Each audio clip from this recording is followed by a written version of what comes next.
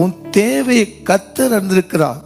ஆண்டவர் சொல்லுகிறார், உன் நாவிலே பிரவேதிக்கு முன்பாகவே நான் உன்னை அறிந்திருக்கிறேன். என் பிள்ளைகள் என்ன தேவை என்று அறிந்திருக்கிறார். யோவான் 14:14 சொல்லுகிறது, என் நாமத்திலும் எதை கேட்டாலும் அதை நான் தருவேன் என்று சொல்றார். அப்போ உங்க தேவையை யார்கிட்ட கேட்கணும்? கர்த்தரிடத்தில் பெற்றுக்கொள்ள வேண்டும். தேவ ராஜ்யம் என்றால் தேவன் ஆளுகை. தேவன் உங்க உள்ளத்திலே ஆளுகை செய்யும் போது மனுஷீகத்துல உலகப்புறமான சத்தத்தை நீங்க என்ன செய்யாதீங்க, ஒப்பு கொடுக்காதீங்க.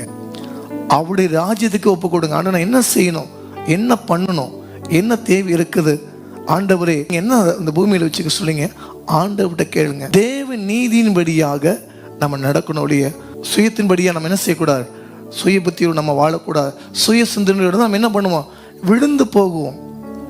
கர்த்தருடைய ஆலோசனை நிலைத்திருக்கும். உலக ஆலோசனை என்ன பண்ண விழுந்து போகும். இன்னைக்கு தொழில் செய்வாங்க, ஆனா வியாபாரத்தில் ஒன்றும் இருக்காது. இன்னைக்கு ஒரு வேலைக்கு போவாங்க, லஞ்சம் வாங்குவாங்க. லஞ்சம் வாங்கிட்டு கடைசி என்ன பண்ணுவாங்க, அது அத்தனை பாவமாக கடந்து போகிறது. அப்ப தேவ நீதினா பிறருக்கு நீங்க செய்யணும், உதவி செய்யணும். பசியார் உனக்கு உன் ஆகாரத்தை கொடு, 2 ஆடை இருந்தா 1 ஆடை கொடு. அப்ப ஏழைக்கு இறங்குறவன் கர்த்தருக்கு கடன் கொடுக்கிறான். உலக மனுஷன் வேணும், ஆனால் முதல்ல கனப்பட கர்த்தரை நீங்க முன்னால வைங்க. உன் தேவை அனைத்தையும் என்ன செய்வார், சந்திப்பார்.